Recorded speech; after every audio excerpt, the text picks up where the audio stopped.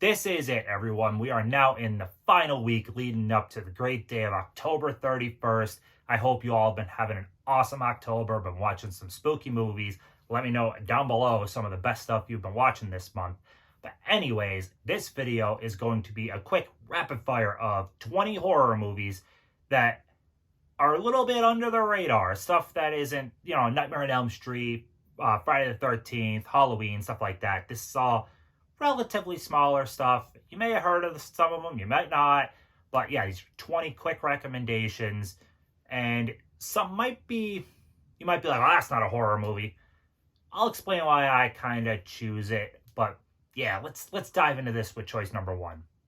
Okay, for choice number one, I am going with ATM. This little movie is about three co-workers going to an ATM about midnight or so to max some money to go get some pizza. And this dude right here is standing outside of the ATM building. It's one of those like separate little buildings, and he's just screwing with them. So it's a pretty good little thriller. It's only 85 minutes for the director's cut, 90 minutes for the theatrical. It's a good watch.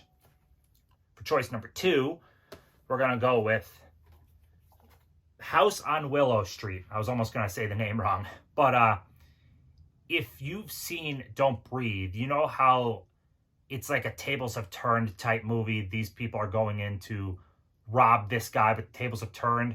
Well, this is another one of those tables have turned type thing. They go to kidnap this girl, and things don't quite go as expected. This is a Scream Factory release. I think it's relatively easy to find. But yeah, I had a good time with this. I enjoyed it. Next up, we have the movie Cooties, which is a blast. So I'm a horror comedy fan, and you're going to see there's a chunk of horror comedy in this pile. And what I love is a lot of times in horror movies, they stray away from kids being zombies more often than not. I mean, there'll be the occasional kid that's a zombie, but most of the time it's adults. Well, this movie, the kids are the only zombies, and it's a pretty wild movie. It's fun. The cast is great. Elijah Wood is great. Rainn Wilson, Jack McBrayer. I mean, you got good people in this movie. It's a ton of fun. For number four, we have The Autopsy of Jane Doe. Now, this one is probably one of the most known of what I'm talking about here, but I wanted to spotlight it again. It's a small little movie that it's been gaining some traction now, but this movie took me way by surprise. I was not expecting anything like how this played out at all. It's only a few cast members. It all takes place inside a small little family morgue as they're doing an autopsy on this woman. They don't know her identity, and shit just goes way off the rails. Really, really good time. You definitely need to see this if you haven't seen it before.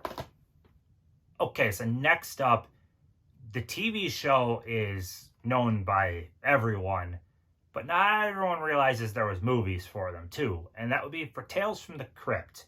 So there was a couple of movies, and this one, Demon Knight, is one of my favorite movies actually of the 90s. I love this movie so damn much.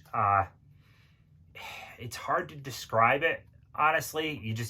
You need to see it. It's basically a battle between good and evil, and the special effects are great.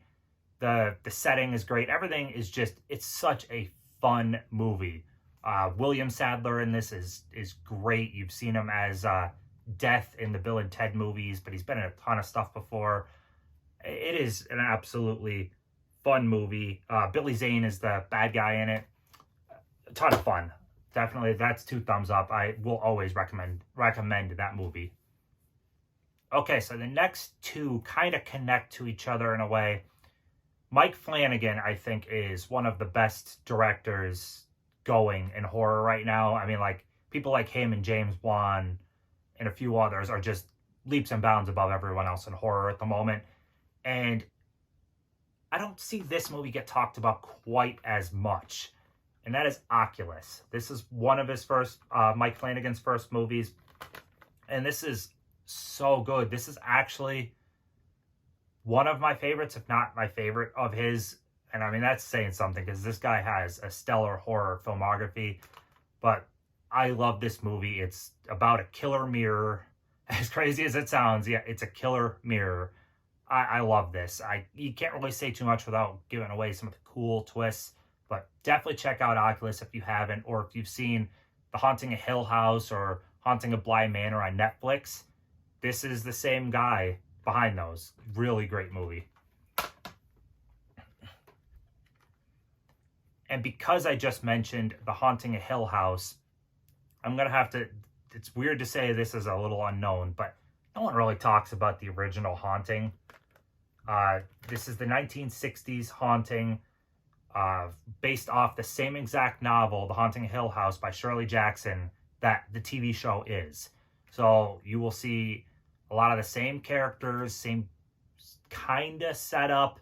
I mean, it's based on the same source material. This is a good movie. And it's not, I don't think, nowadays frightening. But in the 60s, yeah, this absolutely would have been frightening. And it's a really good movie. It's worth definitely checking out, especially if you liked Haunting of Hill House. May as well see one of the origin on screen type movies. To keep with ghosts now, after mentioning The Haunting, this has been gaining more traction, but The Innkeepers, this is another one I will always recommend. The Innkeepers. This is one of my favorite horror movies. I watch this every single year, and it is just a slow burn masterpiece. I don't say that lightly. I really love this movie. It is, like I said, very slow burn. Like, there's not really much going on for a good chunk of it, but it's character work. It's these couple of people that are working inside this closing down hotel that's supposedly haunted. It's actually haunted. I love this movie so much. And this is actually directed by the same guy who did House of the Devil. House of the Devil gets, I'd say, more of the credit. This is Ty West, by the way. I'd say this gets more of the credit, and I love this one. I mean, House of the Devil is great, but I love Innkeepers more. Overall, though, I like his aesthetic. He makes good movies. All right, we're going to go with a couple of DVD recommendations now that I have. Some have Blu-rays. I just don't have them personally. But this one I do not think has a Blu-ray at all. Correct me if I'm wrong. If there's another region Blu-ray, let me know. But the movie Cube. This movie is friggin' crazy. It's basically this group of people just wake up in this bright room with nothing in it. They don't know each other. They don't know what the hell is going on. And they start making their way through all these, like, trap rooms. And this is a cerebral, fucked up movie. It is really hard to describe this. And even by the end, it is completely your interpretation on how it ends. It is very good, though. Like, there's gory deaths in this. It's a cool movie. I'm kind of shocked it doesn't have a Blu-ray. Again, unless I'm wrong and it does, and I just need to buy it in that case. Next up, this one does have a Blu-ray for sure, which I think is relatively hard to find. I'm going to have to look up. I paid $12 for the DVD. I'll have to look and see how much the Blu-ray is. But it's called Would You Rather, and it stars Jeffrey Combs and Brittany Snow. And it's an interesting one. Basically, Jeffrey Combs is a rich guy who invites a bunch of people who really can use money to his dinner party. But the catch is, you got to do these really screwed up would you rather type games, and it becomes very violent, very bloody, and it is a crazy movie. And now that I'm talking about it, I want to pop this in actually and give this a rewatch. I watched this off Netflix, I think. I enjoyed the hell out of it. That's what made me buy the DVD when I ran across it. I really gotta find the Blu-ray. Next up, I talked about this one on my Instagram today, and that is a movie called Grabbers. This one does have a Region B Blu-ray. I don't have that yet. here in Region A, all we have is the DVD, but I think I'm going to import the Blu-ray. Anyways, this is an Irish movie where these tentacled creatures start causing havoc in this tiny little town, and it spends a good chunk of the movie inside the pub, as the local pub, as it's like a showdown as the humans are trying to survive these things attacking them. It's a lot of fun. It's a horror comedy. The accents are super, super thick, so you may or may not need subtitles. I mean, it's in English, but, you know, thick Irish accents can sometimes be hard to just figure out what they're saying. But very, very fun movie. If you want to watch, I think it's also on Shudder, if you have Shudder. This next one definitely has a Blu-ray. I think it's harder to find and out of print, I think. But anyways, it's called Mindhunters. Now, this isn't a little unknown movie per se, but I guess it's been kind of falling by the wayside and no one really remembers this. It's from like 2005. It's a studio movie, but I don't know, it's just kind of forgotten to time for the most part. But it is a bunch of FBI like profilers and experts on serial killers going to an island to do training, and it turns out one of them is using their expertise to start pretty much knocking off all the other people. It's a thriller more so, but then again, it's got like Saw-like traps, so I still kind of put it in horror. It's like that fine line between thriller and horror. Like I said, it's really hard sometimes to define horror. This is good. It's got LL Cool J and Val Kilmer and Christian Slater. It's a good cast, fun movie, cool deaths. Last of my recommendations on DVD would be this movie Undead or Alive. I do not think this has a Blu-ray. I don't think. But it's a Western movie first and foremost, but with zombies. It's a horror comedy. I had a lot of fun with it. I like Chris Kattan. It's fun. If you run across this for cheap, it's definitely worth watching. It's a B movie through and through, but I had fun with it. Kind of keeping on the whole zombie thought process then, there's the movie Dead Heat from the 80s with Treat Williams and Joe Piscopo. And this one doesn't really get talked about or shown too much. I enjoyed the hell out of it. It's a buddy cop movie first, with reanimation and zombies second. It's original. I very fun. If you I love Treat Williams' brand of comedy. Like in the movie Deep Rising, he's great. So I already like him. This is just a fun movie. As you can tell, I like a lot of horror comedy. Which actually the next choice will be horror comedy also. Yeah, it's one of my favorite subgenres. But anyways, The Wolf of Snow Hollow. This is a newer movie. This is, early this year? Or late last year or something like that. But this is a weird, quirky movie. It is hard to describe this one. It is not for everyone, tone-wise. You're either going to love it or hate it, I think. But it's really cool. It's got some bloody, violent deaths. It's about a werewolf in a small town. But the way it plays out, it's pretty cool. And Jim Cummings was great as the lead. It's a weird little movie. Next one is, I want to throw in like sci-fi horror. Again, those two kind of, I don't know, there's a lot of stuff that kind of blends together. But this is a foreign movie, a Swedish movie. Aniara, or if I'm pronouncing that remotely right. But anyways, this is a ship that full of people that ends up going off course to the point where there is no coming back. And it's a psychological horror more so, and like everyone's descent into madness and that they're screwed. They're going to die on this ship. I like these type of movies. I mean, even not horror at all, but the movie Passengers dived into that same thought process. That's terrifying to me, like absolutely terrifying.